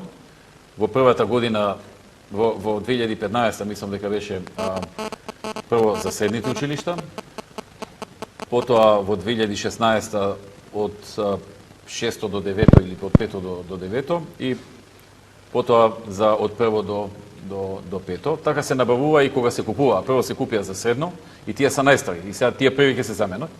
Па за втората половина од основно, па за на крај првата половина од основно. Така и сега. Значи планирани се во пресметките. Најверојатно ќе одиме со таблет компјутери, со тастатура. Си има тастатурата своје влијание и добро е младите да знаат да ја користат, не само да читаат, туку и да може и да пишуваат, да бидат конектирани сите помеѓу себе, така што ова е одличен проект. При спроведувањето на првиот проект имаше по некои потешкоти, секогаш нешто кога е прв пат не може да биде идеално, но како времето минуваше, работите си легна на свое место и еве помина 6-7 години. Во наредните 4 години ќе биде период кога ќе дојде до замена на овие компјутери. Има во програмата точно и прецизно која година, колку, за која возраст. Значи точно е прецизирано. Ви упатувам на веб страната на ВМРО ДПМН да ја прочитате програмата и да ги знаете деталите, доколку ви интересираат и повеќе детали од ова што го кажувам. Едно дополнување за Гордана, поздрав до Гордана. Значи, освен што ќе ги набавиме овие 300.000 таблет компјутери, посебно важно за родителите што децата нели сега прв пат им поаѓаат на училиште е дека поставивме законска обврска за одреден процент од содржините задолжително да се изведува наставата преку компјутерите, да не се сведе на тоа, нели во некои на почетокот имавме случај во некои училишта имаше компјутери, ама не се користеа баш до крај. така што сега со законската обврска за изведување на наставата преку компјутер, навистина ќе бидат ставени целосно во функција, инаку јас себе сакам да поделам едно позитивно искуство. Ние во МВР набавивме за сите 400 кандидати за полициски службеници и таблет компјутери и навистина многу е олеснет процесот на настава, а да не зборувам за заштедите на хартија, на листови, на канцелариски материјали, бидејќи кај нас па во нашиот случај државата го плаќа тоа. Така што навистина е еден сосема нов квалитет во учењето, има многу интерактивни апликации и за деца на помала возраст и постојано ги држи анимирани. Гордана да не се грижи, се ќе биде во ред. Добро. Добро, ако немаме некој друг на таа тема, да одиме на следното. Валентина Гудеска. Дали во новата програма предвидувате зголемување на платите? Одговорот е да. Планираме зголемување на платите и точно и прецизно имаме, Гордана, Валентина, се извинувам, прецизирано како ќе се зголемуваат платите во јавниот сектор. Зголемувањето ќе оди 5% секоја година, во 4 години, вкупно за 4 години 21,5% зголемување за сите што се во државната администрација и во јавната администрација. Така, отприлика, тоа е тоа. Почнувајќи уште од оваа година. Почнувајќи што од оваа година, септември, октомври беше оваа година, првото зголемување. Октомвриската плата Да, октомвриската плата за 5%. Да. Исто се планира на исти начин со исти проценти зголемување на пензиите на пензионерите и зголемување на социјалната помош. Секоја година по 5%, за 4 години 21,5%. Антонио? Дека е добро да се спомене и за пошироката публика, но и за таа помала група на категорија на граѓани, оно што го предвидуваме за помош за семејствата кои што имаат деца болни од Даунов синдром. Затоа што за прв пат се споменува во Македонија и навистина за истакнување. И за прв пат сега се воведува додаток да на деца со Даунов синдром. Мислам 4600 и нешто денари месечно од јуни следната година. До сега не беа третирани тие деца. До сега нема никаков третман. Никаков третман нема, сега се воведува за нив за прв пат. Инаку до сега пензиите во просек се зголемени 62% од нашето доаѓање. Во просек, верувам, затоа што различни висини и категории на пензии различни зголемувања имаат. Просечното зголемување е 62% и сега да речеме ова што ќе биде 21,5 излезе од прилика некаде околу 83-4 или нешто повеќе, бидејќи процент на процент има. Се акумулира, да. Бојана Стојчевска. Барате апсолутно мнозинство. Зошто е тоа потребно? Што тоа ќе смени? Бојана, ние имаме една легитимна понуда на програма, огромна, обемна. Потрошивме многу денови да ја подготвиме, многу луѓе беа вклучени. Јас поголем број од деновите не излегував ни на митинзи, затоа што од Сабајле до 2 до 3 наутро, И до 4 со Ставровски, со другите министри работевме на програмата да не направиме некој пропуст, да имаме точно дефинирани проекти, добро пресметани, кои што може да се спроведат, да не се обрукаме после тоа, да не можеме да ги спроведиме. И тие ги објавивме, секој може од вечерва да ги прочита на интернет, од утре ќе се делат и во hard copy, во печатена верзија. Таа е многу конкретна, многу силна програма, најсилна досега во Република Македонија, посилна од нашите преходни програми. И практично ние се споредуваме со нашите програми, бидејќи другите партии речиси да нема програми до сега. Но сега имаме акумулирано искуство од минатите години и затоа и правиме и поквалитетна програма. Секој човек со работата оди напред и исто и ние. Едни сме биле во 2006, сега сме со многу поголемо искуство. И нормално е да имаме и повеќе информации, да имаме и повеќе идеи, да имаме и повеќе луѓе вклучени во целата работа. Со 62 пратеника таа програма добие сериозен ветер во грб и ќе се спроведе во целост. Без 62 може да има сопки, може да има уцени, може да има противници кои што нема да гласаат за неа и така натаму. Тоа е едната работа, значи да продолжат реформите наведени во програмата, да продолжат делата, да продолжат и да се спроведат мерките што сме ги ветиле. Тоа е првата причина зошто ни е потребно 60. Втората причина е исто така значена, а тоа е она што веќе јавно го гледаме и го слушаме наоколу. Колку што дознав, првата работа во програмата на ДУИ е да се војува двојазичност на цела територија. Тоа не е реално. Тоа не е ни според Охридски договор или не знам, еве сега, консензуален председател, нити има во Охридски договор, така, Охридскиот рамковен договор, нити има некоја реалност и потреба да се наруши сегашниот устав или да се промени сегашниот устав. Значи, имаме ситуации на таков вид на уцени. Тие не мора да бидат секогаш поврзани со ДУИ, може да бидат поврзани со други политички партии, со некои мали партии, со некои други партии, или пак со надворешни притисоци, кои што може да влијаат на некои други пратеници во парламентот, надвор од нашата пратеничка група. Така што добивањето на 62 пратенички места ќе значи силна гаранција на она што е ветено и одбегнување на уцени по разни државни прашања, по национални прашања поврзани со идентитетот и слично. Антонио, сакаше нешто да додадеш? Да, сакам да кажам од оваа гледна точка дека уценувањето од страна на ДУИ за избор или неизбор на председател значи создавање ризик за институционална нестабилност. Институционалната нестабилност може да загрози програма по однос на земјоделие и субвенција, по однос на образование и мерки за образование, по однос на здравство и мерки за здравство, по сите можни области. На ниеден граѓанин во државата, ниту македонец, ниту албанец, ниту ром, ниту србен, ниту бошќан, ниту влав, нема од интерес државата да од еден стабилен колосек и развоен, само заради тоа што дел од раководството на ДУИ има лични своји замисли, концепти за како да ја зголема нивната политичка моќ, сега граѓаните на Долнени, на Струмица, на Битола, на Кичево, на Тетово, на Јагуновце, на Струга, да се соочат со проблем на поголема нестабилност. И јас баш, бидејќи имаме и наши членови во Општинскиот комитет во Долнени, од сите етнички заедници, да речеме, не само македонци, туку и сите кои што живеат во општината Долнени, мислам дека аргументот за стабилност и за добрата соработка помеѓу владата, председателот на државата и тоа што граѓаните го избираат председателот на државата е она што луѓето го прифаќаат. Во овој случај ДУИ се залага за концепт на внатрешно вето. Сега ние како држава сме попречени од едно вето од надвор, сега испаѓа дека доколку се прифати една ваква уцена, ќе имаме внатрешно вето за тоа кој смее, а не смее да биде носител на некоја изборна функција.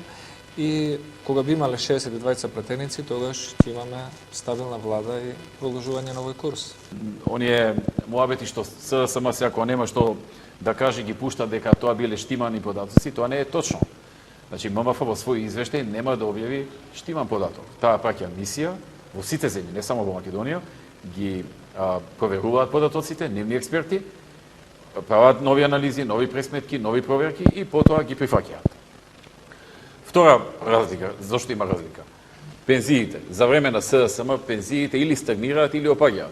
Се сеќавате на оние 8% што им беа земени на пензионерите, па Бранко Црвенковски објави дека ако ги врати 8%, дека бродот Македонија ќе потонел. Дојде ВМРО ДПМН на власт, се вратија тие 8%, јас бев тогаш министар финансии, и уште и се направи едно мало зголемување од 6%, а па сега откако дојдов како премиер заедно со тимот со мене, имаме континуирано зголемување од 62% просечно зголемување на пензиите на пензионерите. Значи 62% било мислена именка во време кога бил СДСМ на власт. Има разлика. Пензионерите си ја чувствуваат разликата. И им ги исплаќаме секоја прва недела во месецот. Јас го повторувам ова, бидејќи не е така лесно тоа да се направи, бидејќи беше криза, нели? Во цела Европа, во цел свет беше криза. Секаде се одолголечуваше плаќањето на пензиите. Впрочем, СДСМ порано, кога немаше криза, на 3 групи ги имаше поделено, па едни ќе земат тековниот месец, вторите следниот месец и третите ќе им се закине еден месец. Вие објавуваше тоа како да, Да. на 15-тите земат и од трета категорија. Така беше. Ние пораснавме со тие вести кога нашите баби и дедовци чекаа на кој датум од месецот На радио да 20-30 чујат. да ќе добијат Сега си знаат, Антонио, до 7 во месецот, првата недела, И прилично пензијата се се педантни. исплатена. Да. Да. Има во секој сектор разлика. Не само во економија. Значи, јас потегнав два примера од економија. Субвенции. Дали во земјоделие субвенции, во време на ССМ субвенции нула. Последната година пред изборите се дигнаа земјоделците, дојдоа 5000 земјоделци пред влада, најдоа некои 5 милиони евра, ги дадоа и тоа е се во целото владење на ССМ. Само за тутун. Само за тутун дадоа. За една Па тутунари култура. се собраа, Да, затоа. една култура. Да се собереа други, може на тие ќе им даде, а не на тутунарите. По принцип. Сега ние даваме по 140, еве сега по 150 милиони евра од следната година за субвенции. Има разлика. Тоа е сериозна разлика, 150 милиони евра. Или да речеме во времето на СДСМ, опремување на болници со апарати беше само некоја јапонска помош кој ќе дојде. Или имаше јапонска помош, 2-3 пати дојдовме. Италијанска. И италијанска. Еднаш и толку беше опремувањето. Сега имаме континуирана програма со сериозни пари се вложуваат во опрема на болниците, и тоа не само клиничките болници во Скопје, ни цела Македонија, во Штип, во Битола, во Тетово. 8 септември се врати во кондиција ова градската болница, значи насекаде. Во секој нема сектор каде што можеме да кажеме, односно каде што не можеме да кажеме има разлика, многу сериозна разлика. И затоа нашиот слоган е има разлика. Ти знаеш да процениш, да направиш напред, Да препознаеш. да препознаеш, да. Така што тоа е вака. Тоа е во делот на проектите, но и во делот на подготовка на програма, отчет, одговорност, значи И во тој дел. Вие се сеќавате некогаш СДС отчет да дам? Ја не се сеќавам на такво нешто. па немаше програма, не можеше да дадете отчет. Ако нема програма, еве да кажат 4 години што направиле, да извадат некој, да напишат, да им поделат на луѓе. Единствено председателю кога се случи ТАТ во Битола и кога многу луѓе и уште неколку делници, Алфа и Славци и други, тогаш голем иако СДСМ ги контролираше тогаш и малкуте 2-3 државни медиуми, се создаде голем револт, многу луѓе, сериозни судбини лични на повеќе семејства и беше принуден тогашниот премиер Црвенковски, но тоа не беше отчет, туку едно обраќање во собранието кога кажа дека за ова некој ќе одговара, без разлика дали од СДСМ или од Свети СДСМ, таа беше таа популарна фраза, но тоа помина за 3 дена и никој не одговараше, така што Ние проблемите за да остана. не најавуваме кој ќе одговара, тој што треба да одговара, одговара. Без најава. Нема најави. И другата работа што прави голема разлика според мене е тоа што ВМРО ДПМН и политичарите избрани од нашата коалиција наметна една култура на однос кон гласачите да ги посетуваат селата, населените места и градовите и во време кога нема избори. Точно. Значи посетата на одредена општина, трибина, отворена со граѓани, со кого и да биде и во период кога нема избори за да се слушне мислењето. Председател беше едно време на партија, 2-3 пати кандидат за премиер, изгуби. Нема митинг кај што не раднува, нема појава на Бранко каде што не е во негова позадина. Сам не можам да разберам од каде е ново лице. Ако е раднува ново лице, тогаш нешто, јас добро не ги разбирам работите, веројатно. И не само Радмил, Или Заев исто. Заев и за сите други. И мислам дека Заев си е од 2005 градоначелник стана. Па стана после пратеник беше едно време кратко, да. Па се врати во Струмица градоначелник. Веде председател ги водеше изборите 2009 и председателски и локални ги водеше и ги изгуби. Пред аболицијата или после аболицијата од Црвенковски? Не знам кога. Кога беше аболицијата? 2000, па тука некаде. 2008 да не беше. Веројатно Тука Заев некаде, знае, да. Тој си памти. Само ја да бидам 2 пати победувано во 4-та изборна единица. Новото лице. Новото лице. Не толку ново.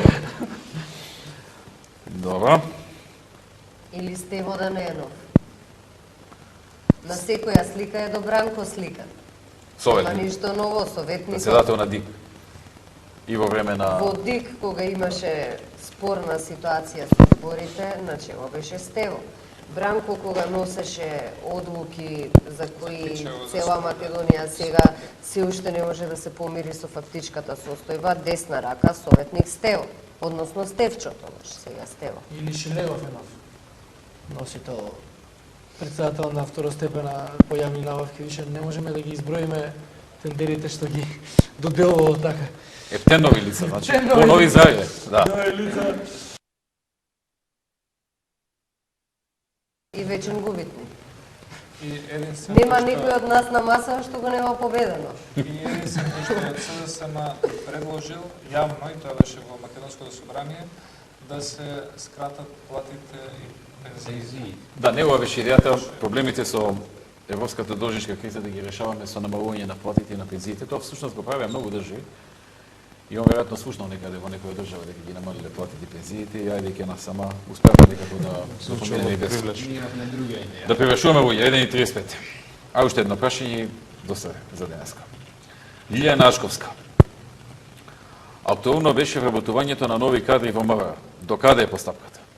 Гордана. Еве, јас ќе се обидам на Лилијана да ја дадам одговор. Значи, вработувањето ние го гледаме како еден континуиран процес. Меѓутоа, важно е што воспоставивме нов начин на селекција на кадрите и практично со тој транспарентен и начин базиран исклучиво на критериуми кои мора да се исполнат, веќе завршивме 2 циклуси на селекција. Значи, првите 300 полициски службеници завршија 12-месечна обука, добија решенија за работа и тие веќе си се во редовен работен однос, се извршуваат работни задачи. Во јануари оваа година ангажиравме дополнителни 400 полициски кандидати за полициски службеници, што се во Центарот за обука на МВР, на обука во трајање од 12 месеци. Таму тие мора да поминат низ еден конкурентен процес, затоа што при селекцијата вообичаено земаме 10% повеќе, за да има надпревар и на крај сепак да има ранг листа и врз основа на постигнатите резултати, само бројката за која е распишан огласот, значи сега распишавме за 400, примивме 440, меѓутоа на работа ќе влезат најдобрите 400. Што значи има тука конкурентна атмосфера. И тие се веќе на обука. И последниот оглас што го распишавме е огласот за пилоти. Ова е прв пат во Република Македонија МВР да распише оглас за пилоти. Имаме среќа што сега имаме навистина школа за пилоти што е најдобро во поширокиот регион и нашиве пилоти ќе бидат обучувани по највисоките стандарди. Тука е израелската компанија Елбит вклучена, заедничко е школото за пилоти во Министерство за одбрана веќе заврши една класа. Сега ние кога ќе го завршиме процесот на селекција, се работи за 6 со високо пилоти, 6 со средно образование и тие ќе одат на еден циклус на обука од 19 месеци, што значи дека овој процес ќе си трае, како што има природен одлив на кадрин или по основ на пензионирање, ние ќе ја следиме таа динамика и ќе распишуваме огласи за пополнување на тие испразнети работни места. Меѓутоа, за Лилјана, еве, уште еднаш ќе потенцирам, она што е најважно од се е што ставивме ред во оваа работа. Порано СДСМ си правеле списоци тука кај нас во Комши на поранешна Бихачка, сега Павел Шатев, и списокот од партија бил список за вработување. Сега веќе нема така. Се е транспарентно, се е со критериуми, секој кандидат ги гледа другите дали успеале или не успеале да ја поминат нели таа селекција и дури кога ги полагаат испитите, секој кандидат има разговор со менторот и се потпишува дека се согласува со оценката што ја добива. И на крај кога ќе се објави ранг листата нема коментари. Секој си знае до каде е сознанието и мислам дека ова е добар процес. Сега со последните измени на Закон за внатрешни работи и во закон го ставивме, што значи во иднина тешко ќе биде да се симне стандардот. Добро, овие да превршуваме. Да се заблагодарам на сите што поставија прашања. Има многу прашања, не е возможно да се одговори на сите, но ќе има и други вакви прилики и ќе одговориме на колку што можеме повеќе прашања. Овој период на избори ќе бидеме и насекаде из Македонија, па некаде со вас ќе се видиме и лично, но и потоа, по изборите, и на овој начин, и на директен, со директни контакти, ќе имаме можности да се гледаме и на трибини, и на посети кога имаме на градови, на села, на населени места. Остануваме отворени за да слушнеме за сите проблеми, да слушнеме за сите нејасноти и секаде каде што е можно, согласно закон и согласно расположливите капацитети на државата, да помогнеме. И благодарам на сите и добра ноќ на сите.